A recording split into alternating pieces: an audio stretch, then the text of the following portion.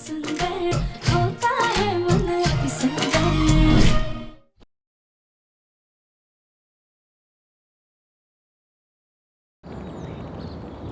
भाभी, आप हमारा साथ देंगे।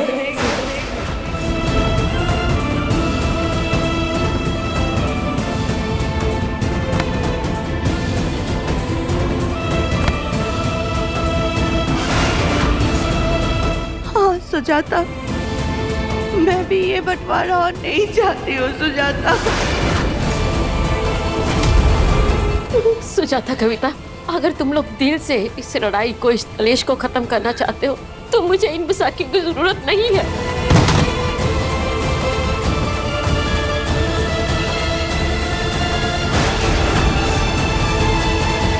मुझे लगता है कि अगर हम सब एक साथ ताऊजी के सामने जाएंगे तो हो सकता है कि हम सबको एक साथ देखकर, एक परिवार की तरह देखकर उनकी तबीयत में सुधार आ सकता है।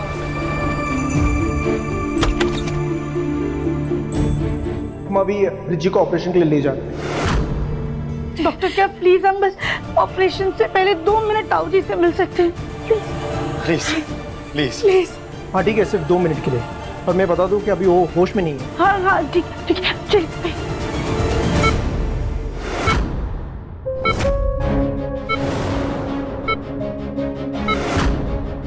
ताऊजी, आपका पूरा परिवार आपके साथ है। अब हमारे घर में कोई रेखा नहीं होगी, बल्कि पूरा परिवार एक साथ मिलकर रहेगा। हम सब आपके लिए प्रार्थना करेंगे, आपको कुछ नहीं होने देंगे। आपकी इस लड़ाई में आपका पूरा परिवार आपके साथ है।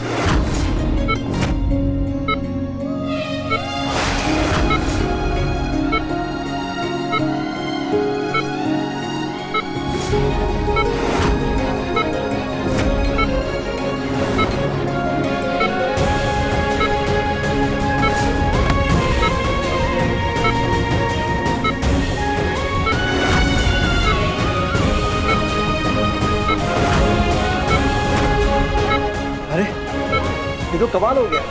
अब ब्लड प्रेशर नॉर्मल हो रहा है। अब सर्जरी में कोई दिक्कत नहीं होगी।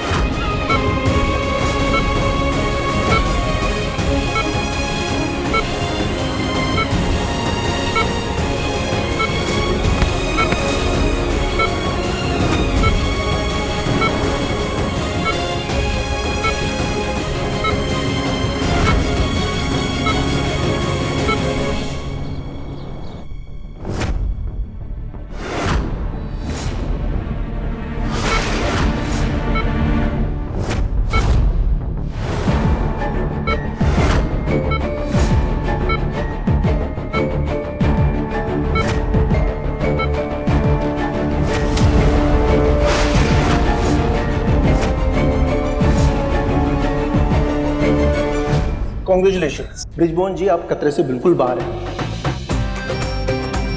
समझ लीजिए एक चमत्कार है। वैसे आज रात को हम इन्हें यहाँ ऑब्जर्वेशन में रखेंगे।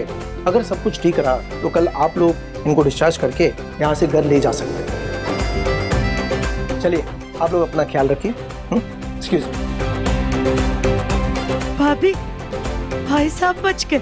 भाई साहब बिल्कुल ठीक है। भाभी, मेरा सुहाग बच गया सुजाता।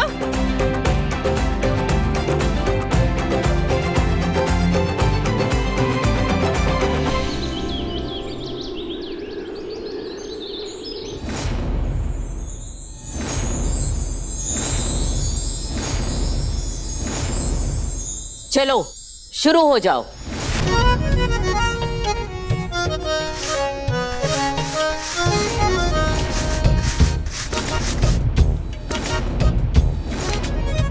बातों में स्वाद हो तो जीना खुशहाल है। हर कोई अलग और सबका अपना अंदाज है। नए नए ख्वाब भी मेरे लिए खास हो। एक नजर देखते ही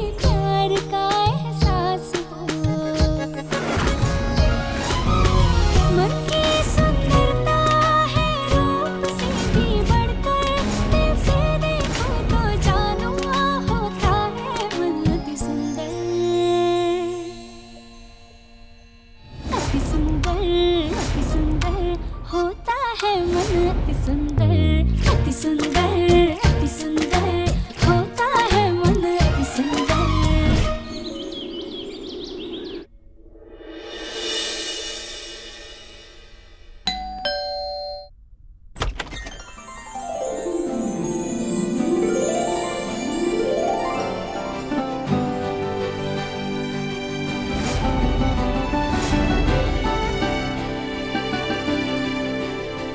हाँ बेटा।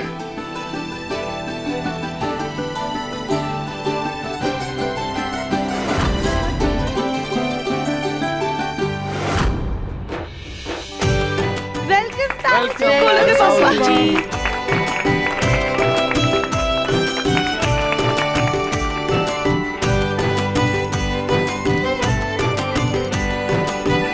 पापा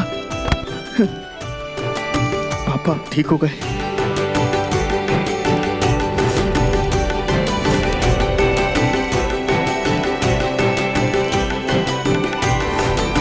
हम सच में फिर से एक हो गए?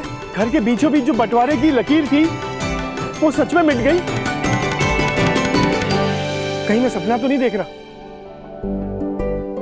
नहीं ताऊ जी, ये कोई सपना नहीं है बल्कि हकीकत है। हाँ भैया, हमारी राधिका बहू ने घर के हर सदस्य को यह एहसास दिला दिया कि असली शक्ति एकता में ही होती है।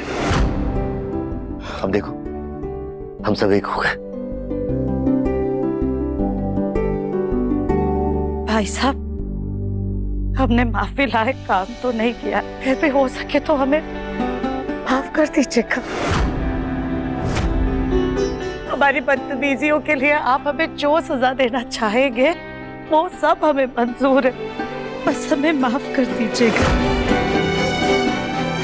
छोटी बहन को सजा नहीं, आशीर्वाद दिया जाता है सुजाता।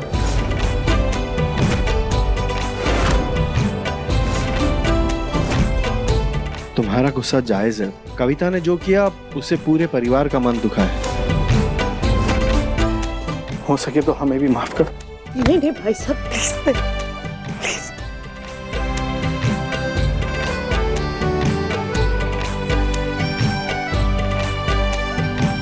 आज कितने दिनों बाद मेरा परिवार एक साथ मुस्कुरा रहा है। कहीं मेरे परिवार को मेरी नजर न लग जाए, इसलिए मैंने सोचा है कि घर की सुख शांति और समृद्धि के लिए महायज्ञ करवाऊं। हाँ हाँ माँ जी, बिल्कुल, नेकी और पूछ पूछ। जी मम्मी जी, मैं सुजाता के साथ मिलकर पूजा की सारी तैयारी करवा दूंगी, है ना सुजाता?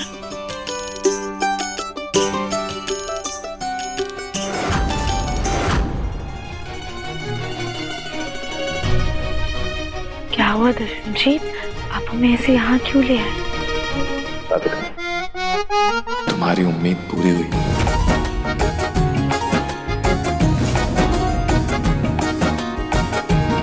पूरे परिवार को एक करने की तुम्हारी कोशिश सफल भी रही। आज हमारा पूरा परिवार एक साथ है। Thank you.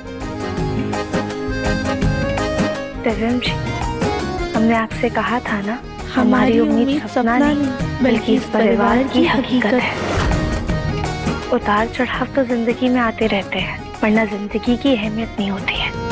अब बस खुशी की धूप हमारे परिवार पर ऐसे ही पड़ती रहे, हमें और कुछ भी नहीं चाहिए।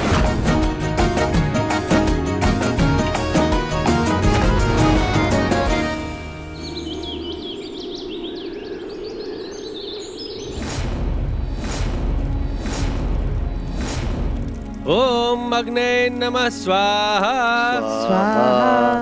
ओम इंद्राय नमः स्वाहा स्वाहा।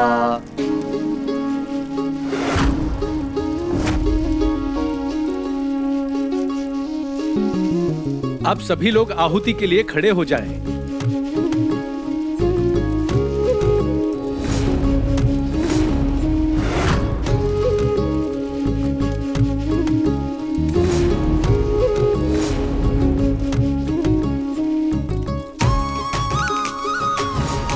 यह हवन जगमोहन जी ने किया है, इसलिए इनकी पत्नी इनके बेटे और इनकी बहू को एक रस्म और करनी होगी, जिससे इस घर में सुख शांति और समृद्धि बनी रहे और किसी भी तरह की परेशानी और विपत्ति न आए।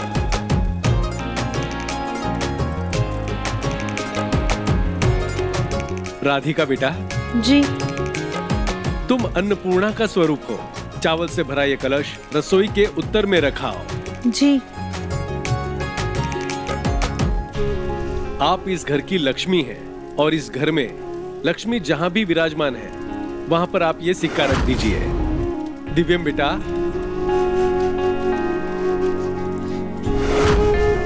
आप ही इस घर की समृद्धि और उन्नति है। आप अपने काम की जगह पर लैपटॉप, फाइल इत्यादि में ये धूप दिखा दीजिए। फिर आप तीनों वापस आकर भोलेनाथ को ये पुष्प अर्पित कीजिए और ये तोरण मंदिर में बांध दीजिएगा।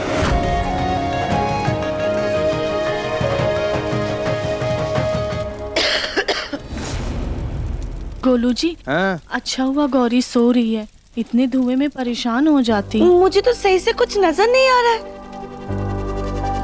ये लोग मंदिर में तोरण चढ़ा देंगे तो आप हवन कुंड को बाहर कर सकते हैं।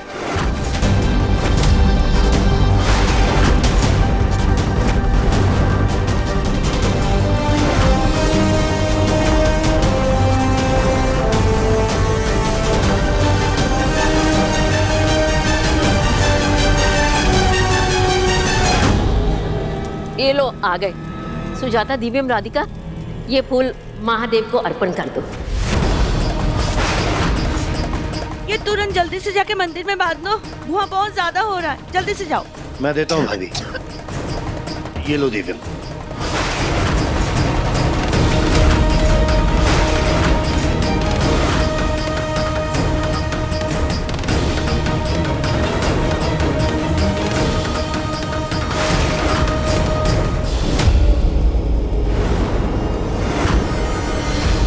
हम यहाँ पर हैं तो मंदिर में ये तोरण कौन लगा रहा है?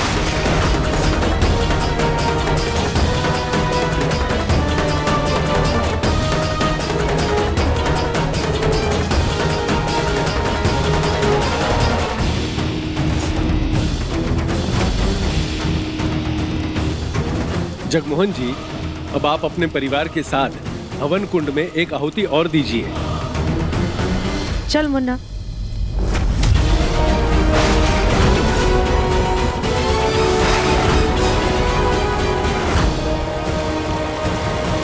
माँ, एक से हाँ वहाँ कोई है?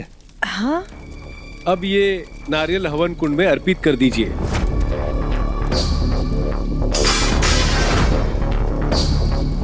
हम लोग यहाँ हैं, फिर ये हवन में आहुति और नारियल कौन चढ़ा रहा है?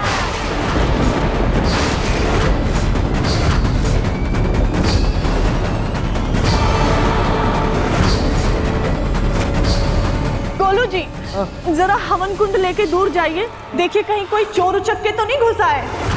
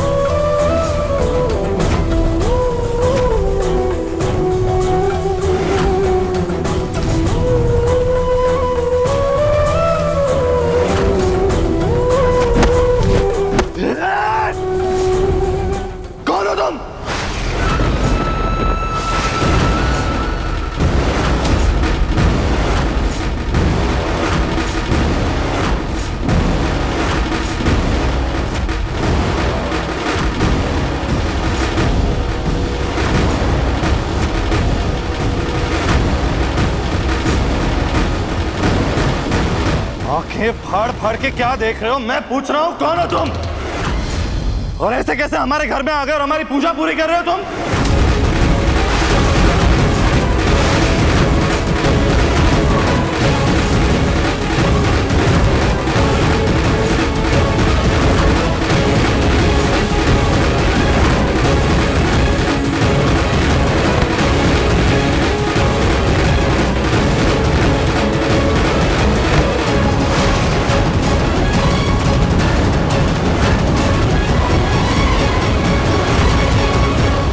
कॉलर छोड़, मैंने कहा कॉलर छोड़ वरना।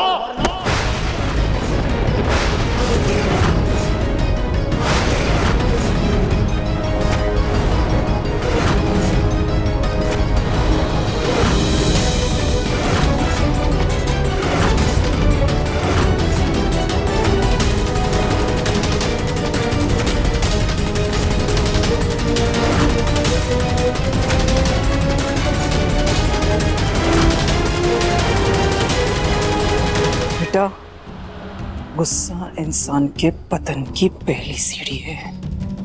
शांत हो जा, शांत हो जा।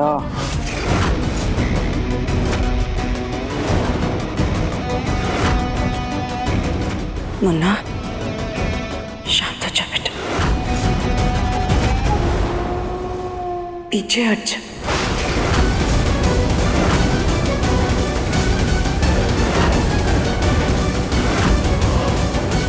है कौन ये लोग?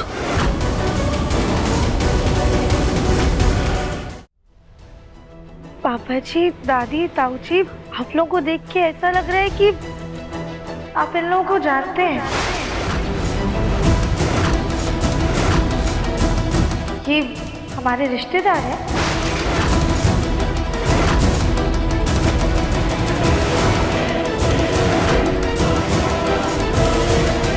यजमान, आगे की पूजा करेंगे कि नहीं?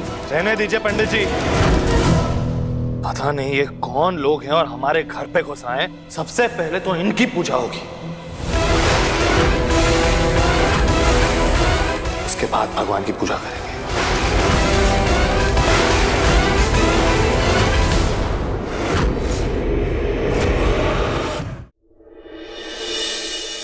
बेगम, शांत हो जाओ बेटा, पूजा हो जाने दो, उसके बाद सब कुछ बताता हूं। पापा लेकिन दिव्यम, अपने पिता की बात मानो, शांत हो जाओ, बाद में बात करते हैं।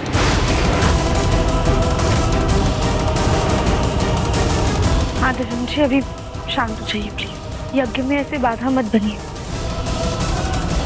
अब पूरा परिवार एक एक करके प्रभु की आरती करेंगे।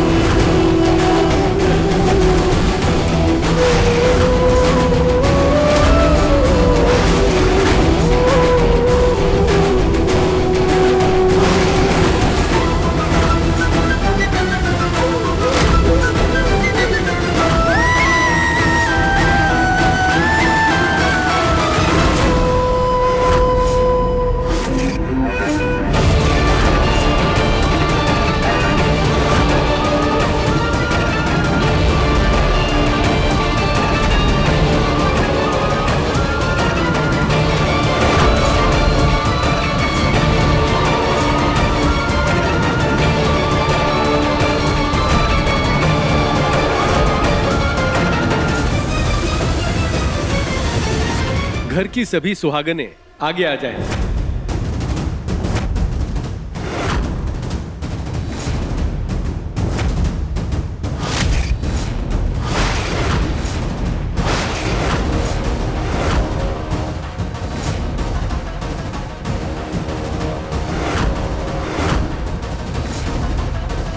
अब कुछ भी खाने से पहले आप सबको ये सेब अपने पति के साथ खाना है। इससे आपको भोलेनाथ और शक्ति का आशीर्वाद मिलेगा और आपका रिश्ता मजबूत होगा। घर में सुख समृद्धि बनी रहेगी।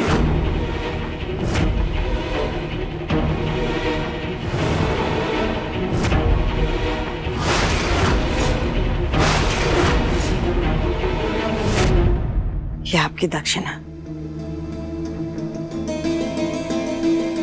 सदा सुहागन रहो। भोलेनाथ आपका कल्याण करे।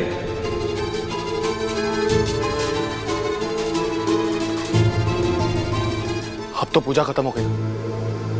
अब आप लोग बताएंगे कि ये कौन है और किस हक से हमारे साथ खड़े हैं, पूजा कर रहे हैं। जो रस्में हमें करनी चाहिए थी वो ये लोग कर रहे हैं और आप लोगों में से कोई कुछ बोल भी नहीं रहा है इनको।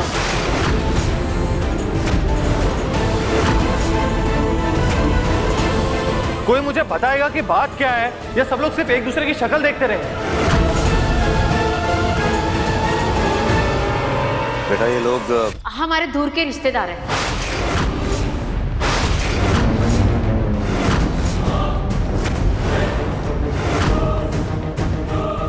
रिश्तेदार ही सही, पर है तो हम इसी परिवार का हिस्सा ना।